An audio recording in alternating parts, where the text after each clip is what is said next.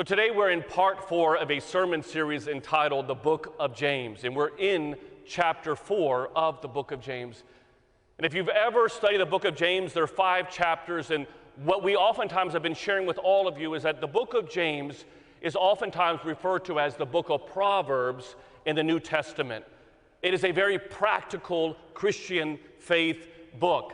And if you're looking for some practicality in your own Christian faith, listen to me, I would encourage you all to look and read these 5 chapters that you find in the book of James. And today I want to begin by just simply talking to you about turning from being scattered to being gathered. We love to be with people. God has created all of us to live in a relationship. We love to give people hugs. We love to give them a kiss. We love to see their smile. We love to come to church all together as a family. We love to be able to watch the NCAA basketball tournament on television with real fans. We love to be together as a family. We love to be gathered. But over the last year, what all of us have experienced is a time in which we've all been scattered. We all, as a church, most of our church family, even though we're pretty packed today, most of our church family by far are tuning in and watching our services. They can't come into church. Most of us are wearing our masks every single day. We're unable to go to a restaurant without the fear in the back of our mind that maybe we may get this pandemic. That for many of us, we're unable to grab a hold of our grandchildren, or for that matter, go and visit our grandchildren. We are living in a scattered society. And what you all need to know, church family, is that when we are scattered, we will compromise. We will compromise on our morals and values. Alcohol addiction is at an all-time high as we speak. Drug addiction is at an all-time high as we speak right now. We are watching how addictions that people have on watching the internet are at an all-time high. We are compromising when we are scattered. Another area that we compromise oftentimes when we are scattered is that we will compromise on our emotional health. 8 out of 10 Americans right now, in a recent survey that came out this week, shared how they have been in a level of distress, depression, sorrow over the last year. That they have been going through that. And again, I remind you that if you are not one of those people, it does not mean that it does not exist. There are people in distress right now because we are scattered. And when we are scattered, we oftentimes cannot hear God's voice. We will get farther away from God. But there is some good news. And I want to remind you of that today. That in our life, friends, if we want to find God's way back, we've got to make some choices today. I like to say it like this: if you don't find God's way back, the devil will give you his way down. And for many people in this world right now, we are seeing that. And James chapter 4 is talking to a people just like us who are scattered and who are making some bad choices, who are compromising. Let me just read to you what it says. Chapter 4, verses 1. It says, James says, doesn't this anger battle you on the inside as you fight to have your own way and full of your own desires? In other words, the people have been scattered and they start now bickering amongst each other. You are ending up being jealous of what others have so you can begin to see yourself as better than others. He's just showing how they're compromising because they're scattered. He goes, you scheme with envy and you harm others out of your own selfishly to obtain what you won't simply ask God for. And if you ask, you're not going to receive it because you're asking with the wrong motives, seeking only to fulfill your own selfish desires. And we can see a world over the past year that has been very self-centered. Focus then on what you do have and fight to be grateful. You have become spiritual adulterers who are having an affair, an unholy relationship with this world. Don't you know that when you are scattered, you will flirt with the world's desires? You will compromise on your morals, your values, which will place you at odds on the other side against God. Whoever chooses to be the world's friend makes yourself, this is a very difficult statement to share, whoever chooses to be the world's friend becomes an enemy of God. Doesn't the Bible mean nothing to you that says that the Spirit of God breathed into our hearts and that our God is a jealous lover who intensely desires to have more and more of you? And then he concludes by saying, God resists when you are a proud person, but he pours out your grace when you are humble. So then surrender everything to God. Stand up to the devil who is scattering you. Resist him, and he will run away from you. Move your heart closer and closer to God, and he will move closer and closer to you. I love that Bible verse. Dear friends, as part of God's family, then never speak against another family member. For when you go after and you speak negatively about your brother or your sister or a family member, you violate God's law. And your duty is not to make yourself the judge, for you are not the judge. We have a judge who gives the law of love. But do your best to obey the Bible and the Scriptures. There's only one true lawgiver and judge, the one who has the power to save and destroy. So who do you think you are to be to go around judging your neighbor? He was talking to people who were scattered. And I just encourage you to be able to recognize that we too, when we are scattered, when we leave, that we too can make some awful choices. And so how do we come back? How do we turn from being scattered to being gathered? You know me, I've been your priest for 13 and a half years. And I'm all about sharing with you practical Christianity. Because if you can't take what I'm sharing with you today and apply it tomorrow, then I'm not doing my job. So let me give you 3 ways that I want to encourage you to turn from being scattered to being gathered. Here's number 1. Is that we turn from being scattered to gather by being appreciative. When we go around being thankful. If there's 2 words that all of us at times over the last year, we've all found ourselves saying, 2 words that we're constantly telling everyone else, are these 2 words. I wish. I wish this pandemic would be over. I wish I can go back to the way it was. I wish I could be able to come back to church together. I wish I could do this or I could do that. But let's be honest, those 2 words preceded the pandemic. When oftentimes you say, I wish I lived in that house. I wish I had that job. I wish I was making that money. I wish I had that wife, or I wish I had that husband. I wish my kids acted like those kids. And for many of us, we are going around in this world wishing instead of appreciating. I think recently about my dad. I remember when my dad was sick, I used to love to leave church after work and go to my mom and dad's house. And I used to love to just hold my dad's hand. And, towards the end of my dad's life, he was not communicative. He was very, very tired. And I would sit there and just rub his hands over and over again.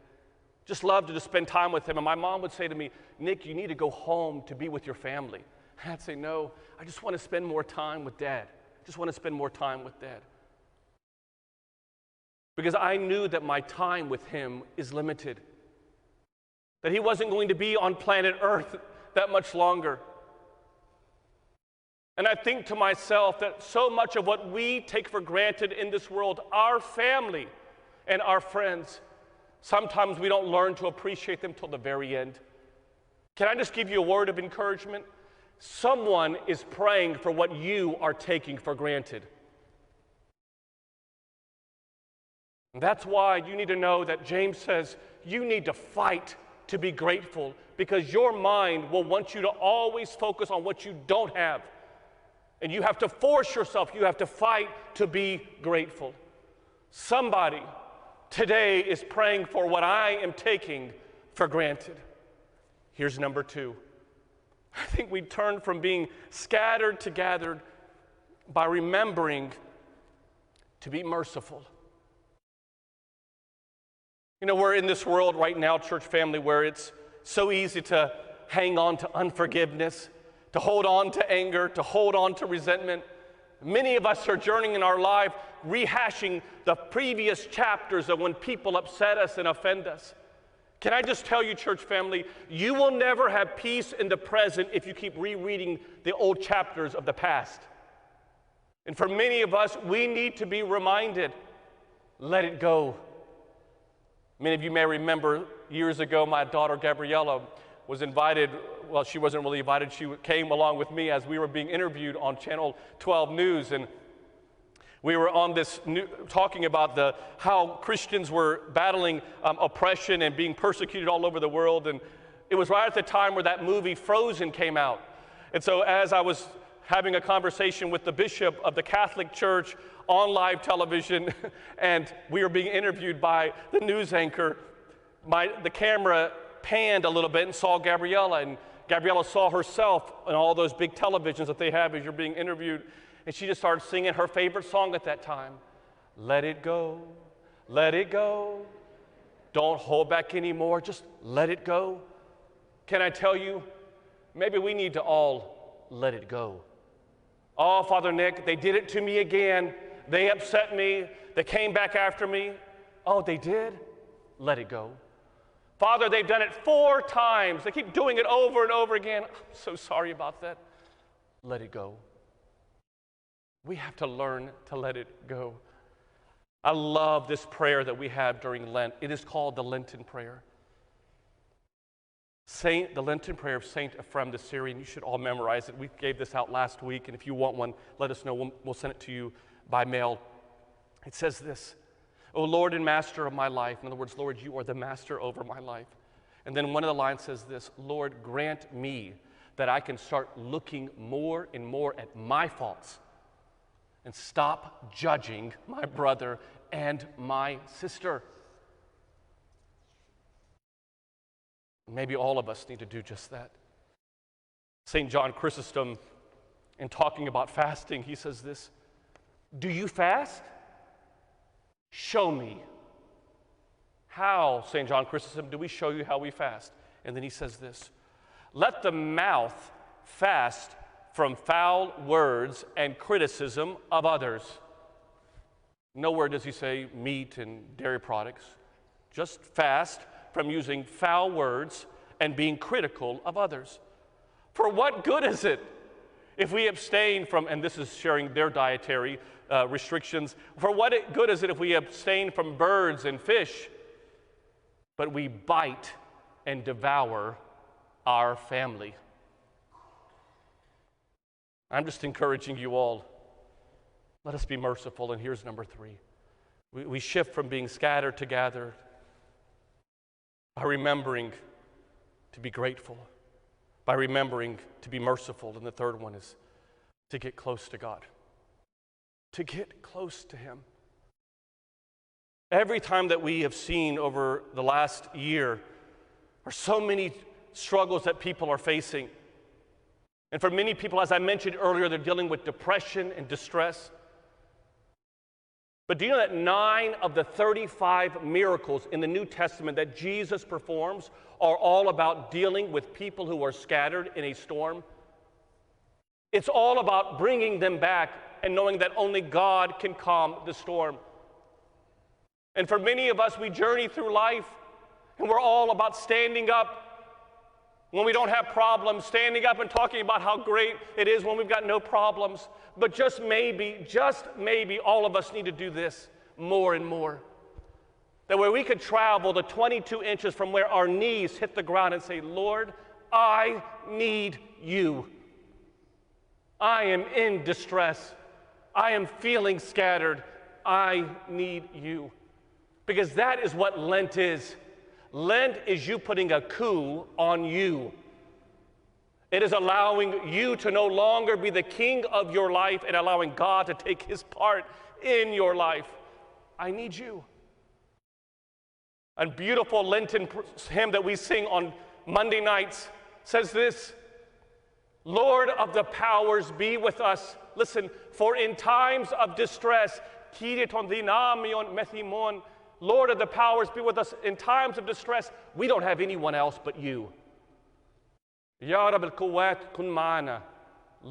the powers, be with us. We have no other help but you. Lord, I need you. I leave you with this. Today is the Sunday of Orthodoxy. It's the very first Sunday of Great Lent. And in a few moments from now, we're all going to process around with these beautiful icons. And in these icons that you're going to see are the lives of saints. There are people that are holy. And in many ways, they're people just like you. They are people that oftentimes were also scattered. And that the reason why in the Orthodox Church we have icons, and eventually in this church we will have icons over all of the wall, is not beautiful artwork. We're not coming to a museum. We are coming and watching, as the book of Hebrews says, and we heard it beautifully read today, is that we're coming into the stadium of faith, and that we are going to look at all of these people who, just like you, were going through a period in their life in which they were scattered, they were being persecuted. In the Orthodox Church, the iconostation was never tall, as we sometimes believe it is. The early Orthodox Church iconostation was low, just like this. And eventually we will have a tall icon screen. But do you know why? One of the reasons why they wanted to have a tall icon screen like we had in our old church is because you would always be able to look at people who were scattered and then became gathered. And maybe, just maybe, as you look at these icons today, that they don't become just simply saints that you just look on a piece of wood, but they become a mirror of who you are called to be. That maybe, just maybe, they can inspire you by their life to follow what God yearns for your life. That just maybe when you look at that mirror, you're like, wow, I'm scattered, but I need to be gathered. And my encouragement for all of you today is to turn from being a scattered to gathered by being appreciative. Someone is praying for what you're taking for granted. To go around and be merciful. I would rather be someone who loves too much than to be someone who judged too harshly. And that I would go around moving from being scattered to being gathered by drawing close to him. Because when I get close to him, he gets close to me.